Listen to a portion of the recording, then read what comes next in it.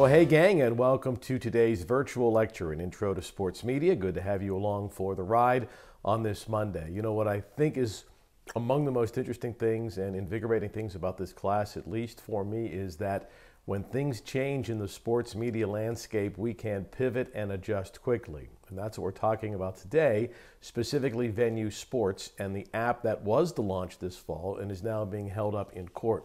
What's interesting about this project and this topic is that, quite candidly, a year ago in this class, there was no such thing as Venu Sports, and no one would have ever believed that it could possibly be put into fruition. So what is it? So traditionally, ESPN and Fox and Warner Brothers are competitors.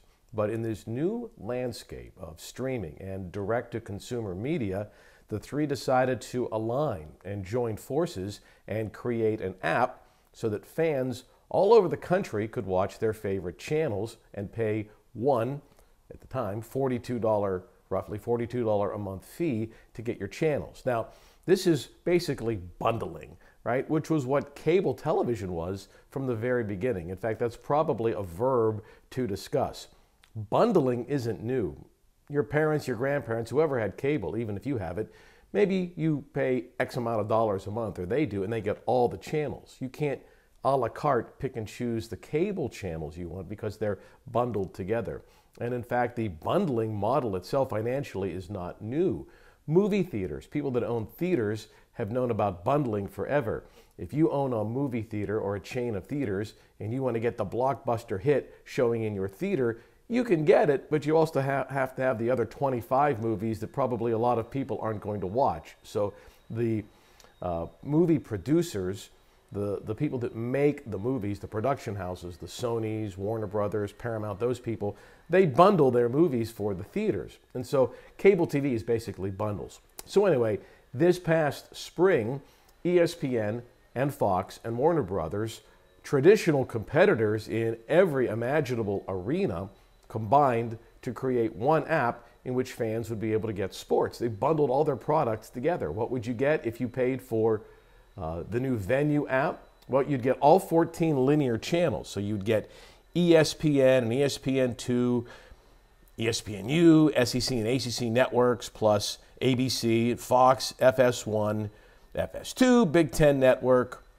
TNT, TBS, True TV, plus all of the digital offerings like ESPN Plus. It would be a completely sports-focused, direct-to-consumer project. Okay, now it's been held up in court. So what I want to do today in our virtual lecture is kind of go through the whole thing, the blockbuster conglomeration of three sports media giants who compete for everything, rights fees and viewers and programming, right? They compete with each other, yet this past year, unprecedented alliance to try to combine forces to reach you, the modern day sports consumer. Some videos to watch today that are going to walk us through it. Let's start with this one. Live news and sports, they were supposed to keep us in the cable bundle. But now, you've got Thursday Night Football on Amazon Prime. Thursdays, only on Prime Video. Lionel Messi on Apple TV. WWE SmackDown on Netflix. Lesnar wasn't gonna wait! Even traditional TV is giving in with a new mega sports app coming. ESPN, Fox, and Warner Brothers Discovery all partnering on a new streaming sports platform. Live sports was the last holdout. Now it's embracing the cord cutters. This week on Tech Check, we've been barreling toward a new rebundling. So is this TV's breaking point and ours? Live news and sports have been the last to bend in the shift to streaming. Now we have to download Peacock just to watch an NFL playoff game? We're all tired of having to get all of these streaming platforms constantly to be able to watch something that we used to be able to just turn on the TV and see. For years, ESPN and Fox had resisted adding a full direct-to-consumer service, partly because it's hard to go at it alone. It's hard to be on your own in the sports world because there isn't that sort of year-round viewership. Sports are very seasonal and very tribal. But likely the bigger reason TV ads are still big money, and sports is holding the cable bundle together. Sports is what has driven pay TV pretty much for decades. So traditional networks are turning to a new strategy, band together and embrace a new era. Shocking consumers and the sports leagues themselves, Disney, Fox, and Warner Brothers announced a joint streaming service that would include ESPN, ABC, Fox Sports, and more. So instead of holding on to TV viewership, they will drive fans to streaming and potentially speed up the demise of the traditional bundle. The writing was on the wall. Pay TV is shrinking at a record pace, and viewers are increasingly going where the live sports are. 40% of growth that streaming platforms saw in the third quarter, that came from football. And in a new media landscape where streaming is king, legacy players have decided that they want to use what they have, expensive sports rights, to drive signups on their own platforms. It's proved that streaming sports can work. You can get eyeballs. You can get a mass sort of. It can work technically, all that. Technically, but then also just culturally. People can adapt to it and say, like, you know, where's streaming? I'll go watch it. Even if it's not clear that this new strategy will work. The Disney, Fox, Warner Brothers mega sports app would only account for about 55% of U.S. sports rights. This does not solve the one-stop shop for all sports rights for a sports fan. And it's expensive for users, expected to cost more than $40 a month when it launches. But embracing the shift may be better than letting it happen. I'd rather be a disruptor than to be disrupted. NBC's first Peacock exclusive NFL game, that was a watershed moment. A playoff game from a legacy TV network you could only watch on a streaming service. It was a huge success. The game, Jim, was the most streamed event in U.S. history, 23 million viewers, largest usage of the internet ever at 30% of web traffic. A traditional network putting all of its eggs in the streaming basket that went off without a hitch. But it was flawless. It was flawless. And managed to drive record subscribers to the streaming platform. Those 2.8 million people who signed up for Peacock made the wildcard weekend the biggest subscriber acquisition moment ever. A giant payoff for a giant gamble that companies like our parent company, NBC, are being pressured to make. Another reason traditional networks are speeding up the move to streaming, big tech is hot on their tail. Apple, Amazon, Netflix, they have very deep pockets, and they're throwing around billions of dollars in sports rights battles. They have the big money, right? So NBA renewals are coming up. They could come in and grab a huge portion of that. Amazon grabbed Thursday Night Football. That's actually been a huge success for them. Not to mention Alphabet. YouTube TV is now the 4th biggest TV provider in the country with 8 million subscribers. You could almost call it its own cable company. And you could almost call the new streaming landscape the new bundle, or the great rebundling. Rising prices, commercials, content overload. We've talked about this before. We're going to be right back to the cable setup. Yes, we will be. We've always had. This is like, oh, well, unbundle everything, split it up. Yeah, not really. People are cutting the cable TV bundle, and now some streamers are starting to rebundle. Kind of amazing. When is this going to end? When is our streaming nightmare going to end? If you thought we'd moved on from the cable bundle, think again. Streaming platforms, they're recreating the very thing they tried to displace. The original appeal of the direct-to-consumer streaming apps, easy to use, easy to afford. $5 a month for Netflix was a lot cheaper than the $60 a month for Xfinity or Spectrum's host of channels. But lately, streamflation has hit hard. The average cost of a major ad-free streaming service has increased by nearly 25% in the past year alone. Netflix went from $10 a month and then $15.50. Paramount Plus from $10 to $20. Disney Plus from $8 to $14. And then there's Max, going from $15 to $16. The average household, it has 4 different services. And the edge streamers did have is going away. You see one platform raise its prices, but then, you might think it's just $1 or $2, but they're all doing it, so it really adds up. So paying for a basket of the top US streaming services that includes Disney Plus, Hulu, Netflix, and Peacock, that would cost $87 a month.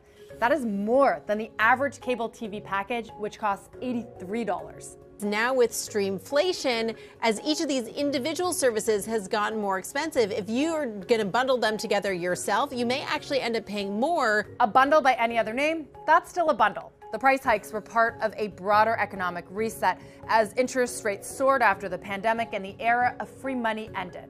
Media giants like Warner Brothers and Disney, they began to crack down, focusing on cost cutting and efficiency. Now the industry's emerging from this growth at all costs model to one that's envisioning profitability. Companies like Disney, they were losing millions of dollars every quarter on their streaming businesses, and then they realized that they had to jack up prices to stop the bleeding.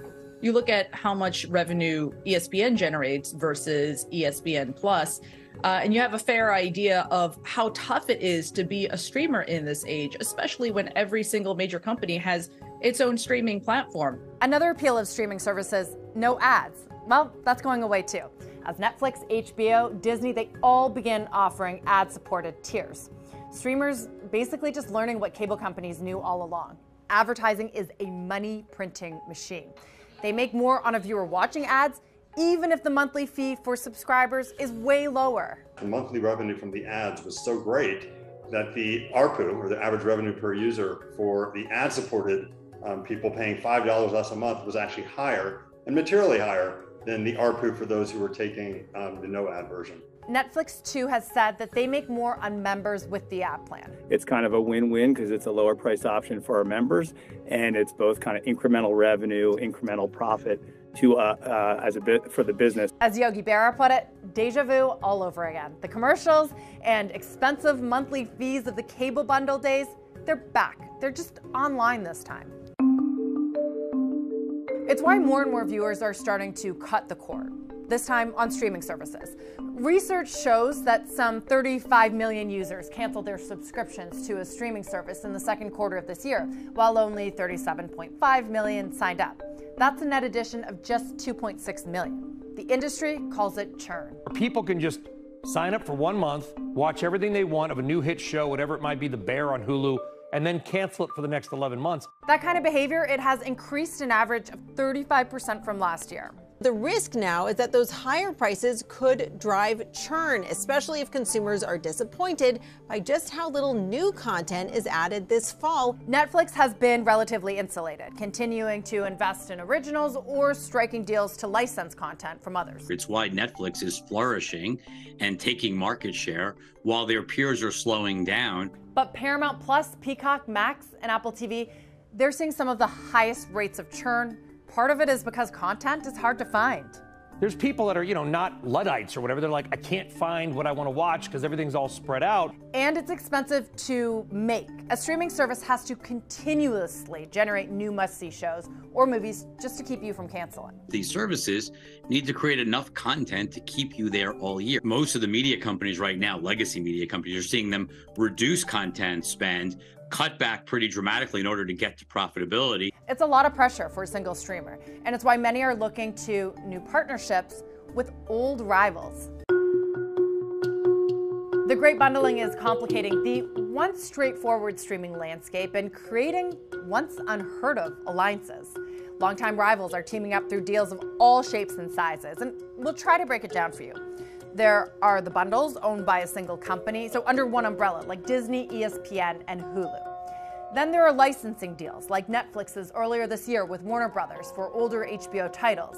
Verizon's latest deal combines two competing streaming platforms, a new frontier in telco rebundling. Verizon announced a bundle deal for the ad tiers of both Netflix and Max for $10 a month.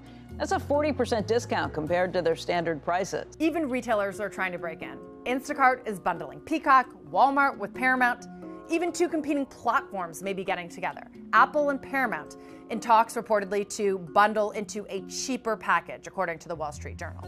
The two have among the highest churn rates in the industry. Apple TV Plus and Paramount Plus both have more than 7% churn. That's ahead of the industry average of 5.7%. And they could use the help with their content. Both of them have relatively less new content specifically for streaming than some of the other services, obviously like Netflix and maybe even Max. Apple TV's library, it is the smallest, just about a tenth of the content of the next Disney Plus. You might sign up for Apple TV Plus to watch the morning show, but then once you've gone through all their other shows, what's going to keep you around? Adding Paramount's lineup, including the film studios, CBS, and the newly added Showtime library, that would be a way to reduce churn. It could also hint at an even bigger coming sea change. Launching the streaming services was just the first step. Partnerships are second. And the final, could be M&A if some of these partnerships work out. Over time, streaming needs to migrate towards these big tech platforms. And I thought breakups and sales of libraries, sales of sports assets is the way that's going to happen. Paramount or parts of it have long been a potential acquisition target. There have been a lot of speculation about who might be interested in buying up some of those pieces of Paramount. Rumors have long swirled of Warner Brothers merging with CNBC parent company NBC Universal, or Apple buying Disney, Lionsgate, or Paramount. Certainly these partnerships, these kind of synthetic bundlings may be kind of a partial step. Regulatory approval, that's likely to be a hurdle, but one thing remains true. What's old is new again, and the bundle is back. All right, so as you can see, this is something new and this is something different, right? Instead of ESPN and Fox competing with each other, Disney and Fox competing, they're going to align? Now let's get to a blockbuster announcement that could shake up the way you watch sports. ESPN, Fox, and Warner Brothers Discovery just announced they are teaming up to launch a joint sports streaming service this fall. Now, the platform doesn't have a name or a price yet, but the companies say it's going to include all the broadcasts and cable networks owned by Disney, Fox, and Warner Brothers Discovery that carry sports. Brian Stelter joins us now. He is a special correspondent for Vanity Fair, also the author of Hoax, a Network of Lies. Brian, thank you so much for joining us this morning. So what do we know about this streaming platform so far and what it's going to offer? Yeah, this is really the age of experimentation in cable and streaming and television. And this joint venture is the latest example. Everything's on the table. There are lots of options. These companies, these media giants, are trying to come up with new ways to bundle and unbundle and rebundle. And that's why I say it's the age of experimentation. This is one giant experiment to put ESPN and Fox's sports brands and to put Warner Brothers Discovery's sports assets all in a bundle, but not in an exclusive way. You will still be able to access these games and these channels in other ways, through a traditional cable subscription, through some streaming options. But what these companies are doing is that they're trying to band together and figure out a way to serve hardcore sports fans. You know, there's an audience of tens of millions of Americans who really, all they really truly want at the end of the day, they want basketball, they want football, they want soccer, they want hockey. And this is the kind of bundle that would really appeal to them. So we've seen more of this recently. You got Amazon with football on Thursday nights. We had the Peacock game a couple weeks ago. So how could this potentially reshape sports and the sports streaming landscape? Is this a sign that people are turning away from traditional cable to watch sports, or is it just a sign that we just have more cord cutters out there? I think it's a sign that instead of having one way to watch TV, if you think back 10, 20 years ago, there was really just one way to watch TV, right? Now, there's a dozen ways. There's a dozen ways to subscribe, and there's going to be more and more and more. It feels like every year we hear about even more experiments. Look at Apple Vision Pro, which is out this month, and imagine watching a game and feeling like you're actually in the arena. We're going to see more and more of these experiments, but it's coming in part because these leagues, these sports leagues, these teams, these owners, they want more and more money for their games. So part of the backdrop for this is the skyrocketing price that's being charged by leagues like the NBA for rights to televised games. And honestly, that's the biggest challenge here to the business. How do these networks keep funding these huge bills to air these games? Brian, quickly, before we let you go, we've kind of seen these two things happen. First, streaming services struggle to find profitability, and then also this kind of streaming fatigue where people are sick of signing up for so many services. Do you think this is the beginning of sort of starting to see consolidation of rivals coming together? We only have a couple seconds, but just wondering your take on that. Everything old is new again. Everything new is old again. Yes, the rebundling is happening because the market's going to solve what are seen as failures, right? If things are too complicated, the market can solve that with this consolidation. So it was the launch this fall, but of course it hasn't, and that is because Fubo has sued, basically saying that this conglomeration, this alliance between Disney, ESPN Disney, Fox, and Warner Brothers, which is TNT and TBS, violates antitrust laws. Fubo TV is going after Disney's ESPN, Warner Brothers Discovery, and Fox, alleging that the group's new venture is stifling competition. Now, in the antitrust lawsuit, Fubo TV called the new partnership a, quote, sports cartel that has blocked Fubo TV's playbook for many years and is, quote, effectively stealing it for themselves. Let's discuss that and more. We want to bring in David Gandler. He is the CEO of Fubo TV. David, it's great to see you. Thank you so much for taking the time to join us here on Yahoo Finance this morning. Thank you for having me. So let's talk about the suit that was filed yesterday after the bell. And you've alleged in this suit that even before this joint venture was announced, that you believe these companies have had a clear agenda that would be not advantageous to Fubo TV. What is that agenda? Yeah, well, look, it's pretty simple. You're seeing the impact of Netflix on these businesses, their inability to compete. And so I think the way they look at us and have looked at us for years is basically, how do we marginalize this company to ensure that we don't find ourselves, several years from when we launched in a situation where we now have a Netflix of sports or, a more niche bundle that we have to deal with. And so they have utilized, pernicious MFNs to distort pricing. They forced us to bundle content in the hundreds of millions of dollars of cost to us that customers didn't really want. And then they come up with this brilliant idea of, hey, we want to attract customers that are not interested in this sort of larger bundle. So when you put all of that together and the aggressive fees that are grossly above market, actually, you end up having a service that has basically taxed customers a ridiculous amount of money over time. And so my view here is very simple, that there are significant monetary reparations in order here. And we will gladly return those to customers, anything that we're able to gain, in the form of, promotions and discounts going forward. So this is a real situation. It's anti-competitive. And all we ever wanted to do was to compete on equal terms. But that has been proven to be impossible. David, when it comes to pricing, you quickly mentioned it there. I guess, how significantly do you see bundling tactics like this and eventually raising prices for the consumer? Well, I mean, one of the worst things about this, and, again, I'm not a legal expert, but to me, this is almost borderline racketeering. Because what's happening in the industry is that the media companies are saying, look, if you want the full bundle, go get a pay TV subscription. And at the same time, they're taking certain pieces of content out of the bundle to force a consumer to get that one extra game or two extra games to pay for another service. So they're basically double paying in more than, I would say, 30 to 50% of cases for the same content. So it is, there's no way that prices will not continue to escalate. And I think one of the ideas is, if we have reduced the number of competitors in the space, we can basically run the table. If we did see this deal go through and there was some type of moderation or outflow, because now you had consumers who were gravitating perhaps towards another service, what would that mean for Fubo TV specifically, as you think about the liquidity as you're funding the current operating plan that you had laid out to investors back in November? Yeah, well, I'm glad you brought that up. I mean, this is not something new, right?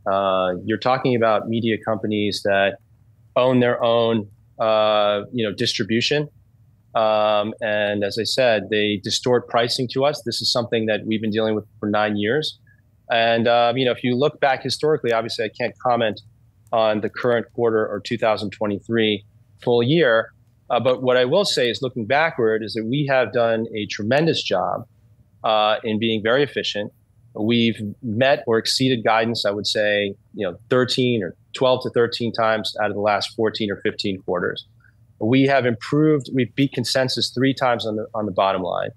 And, we're continuing to march down our path to achieve profitability regardless in 2025. So, but we shouldn't have to do it in such a way where they block us in every possible opportunity to grow our business. Frankly, there are significant damages here because we have not been able to compete fairly with the group of companies that they put us in, which is with Hulu. We've not been able to package the same way. We don't have access to ESPN Plus.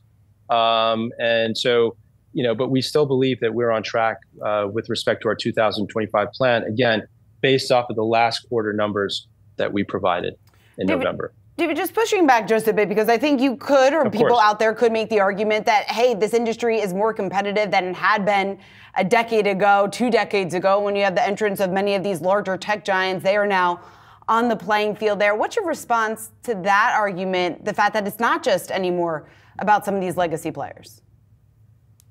But it is, because if you think about what they've done, they've weaponized an American institution, which is the NFL. You cannot, at least in my view, is they have these rights for the next, 8 to 9 years going into 2030. So when you control, 100% of the National Hockey League rights, national television rights, and 100%, at least as of today, the NBA, the national NBA rights, 50% of NFL and college football. You're basically, dealing with a group of companies that are controlling, for now at least, and for the foreseeable future, this industry, with a goal of colluding and ensuring that they maintain that type of control. What's interesting to me is, and I'm sure you would agree with this, is that no longer can they consider merging, because that obviously would be a non-starter for any DOJ to consider. So therefore, this is the next best option. Let's circumvent merging and just collude via this, I'll call it, because they haven't named it yet, so I'll name it for you guys, which is Sports Cartel TV, to really marginalize players like Fubo. This feels like a reversion back to some of the cable bundles that we had known in the past, but on streaming grounds, and would love to know how consumers should perceive these partnerships that are moving forward.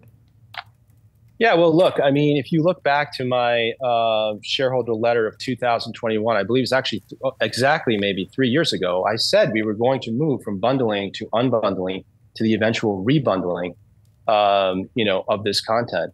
We have conducted numerous surveys. We collect 2 billion data points a month. And basically what we found is that consumers, 3 out of 4 consumers prefer to watch content on an aggregated app versus a direct-to-consumer app. And I think these media companies are learning the hard way, tens of billions of dollars of losses that they are asking us to subsidize, that it doesn't work, and that the churn rates are too high, the marketing costs are too high, the tech costs are too high. And so the only way to do this is to really stomp out competition. And I think consumers should be very nervous about this, because I think historically we've seen this playbook, whether it's with email or with any other services. They start out either free or cheap, and very quickly, if you look at the compounded annual growth rates in terms of pricing for any services, you'll see how quickly they ramp up once they start to feel comfortable in a market. So this is very bad for customers. They should really be upset about this. They should be worried about it. And, we've set up a landing page, SaveMySports.com, really asking people to read the letter that we put out there to support free choice and competition, because ultimately it will benefit them. All right, so for those of you who are in SMA and who will inevitably take comm law, your instructor, if he or she is on top of this, will no doubt discuss Fubo's antitrust lawsuit to try to stop Venu. Fubo TV is now suing Fox, Warner Brothers Discovery, and Disney as it aims to block the launch of a joint sports streaming platform from the media giants. Joining us right now, more on the antitrust landscape, is David Balto. He is the former policy director at the FTC and former trial attorney in the antitrust division of the DOJ. He's now at his own firm. Good morning to you. What do you make of the lawsuit, and what do you think the chances are that they will prevail? Well, yeah, Joe just talked about how anxious he can become. Well, if he's anxious over what he talked about earlier, he's going to need a giant anxiety pill if this deal were to go through. There's a clear record here that ESPN's bundling tactics have significantly raised costs to consumers, and allowing them to effectively merge with these other firms is going to force consumers to pay through the nose for the programming that they desire. Well, I was already anxious about this. I mean, I work for Comcast. I didn't like this already, so you nailed it. Very, very anxious. about it. I don't like it. I mean, you put it's like collusion. Put all these big companies together. I don't think the league should. There's a reason they didn't tell any of the leagues what they were talking about either, David. Right. And look, the current antitrust enforcers have taken a really careful and critical look at bundling and how bundling raises the cost to consumers. We need ESPN, it's essential, but once you take ESPN's market power and you bundle it with other products, it significantly raises the costs of those other products. Now, the FTC has taken a tough stance on this in the pharmaceutical industry and come out with a policy statement against that kind of bundling. I think this is a case that has real legs to it, and a court should block this deal in order to protect consumers.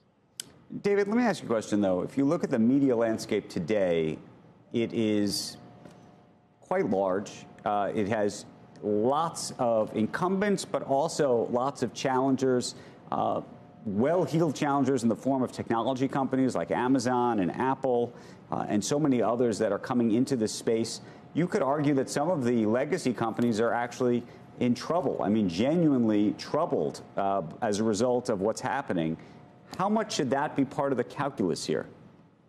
That's not a big part of the calculus. The calculus under the antitrust laws is protecting consumers so they don't have to pay more for services that they need and desire. And the record here is crystal clear. ESPN's bundling tactics in the past have significantly raised costs to consumers. This merger will just be more of the same.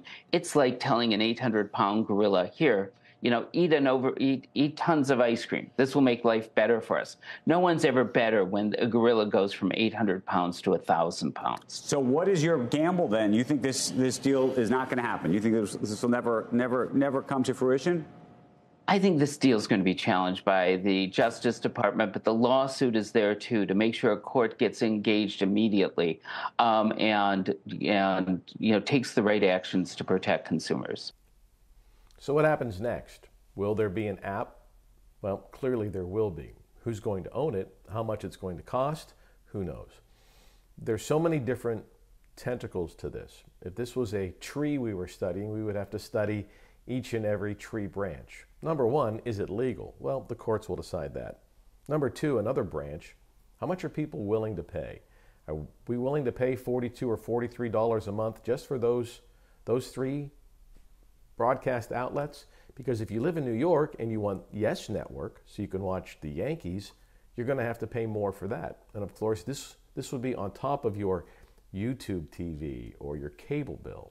So that's why bundling, going back to the top of the lecture this morning, that's why bundling initially seemed to make sense.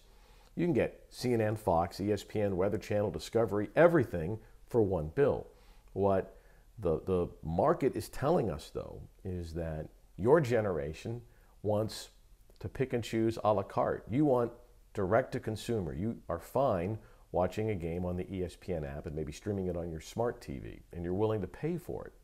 The question would be, from a monetary standpoint, if you want Fubo or whatever this app becomes, and you live in New York or Boston, and let's say you're a Red Sox fan and you want to get the Nessun app, well, there's going to be another $40 a month for that. And do you want to be able to watch the Weather Channel to get your forecast? Or you have to pay even more for that. And you want Sirius XM Radio, you want Netflix, you want HBO Go. The next thing you know, everyone is going to have a streaming direct-to-consumer platform, but it's going to cost way more than bundling ever did. So that's one thing we need to look at.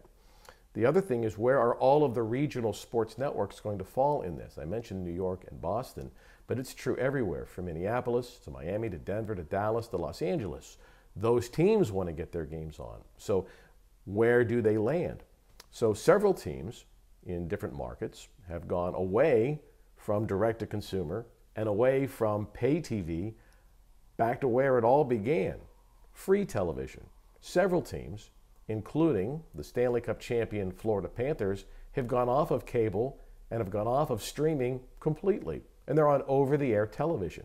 You can watch their games absolutely free. They'll make their revenue to pay their players and to pay their employees through the sale of commercials. So at the end of the first period of the Florida Panthers' season opening game against Boston, they're going to raise their Stanley Cup banner It's not going to be on Bally Sports, where you have to pay a monthly fee. It's going to be on over-the-air television stations. You just turn on your TV and watch it for free. Maybe that's the future. Or it's all of the above. There will still be free TV. You want to watch Sunday Night Football on NBC? It's going to be free. But you want to watch ESPN Plus or FS1, you're going to have to pay for it. And I think that's kind of the way we're going. As for Venu, well, clearly the lawyers will decide this. And that's something that you're going to learn an awful lot about, whether it's in sports or in every aspect of life, right? The lawyers meet and discuss things, and then judges rule or they come to a conclusion, and that's likely where Fubo and the Venu app plays in with the ESPN, Fox, and Warner Brothers. But the most exciting thing, the coolest thing, is that it's happening now.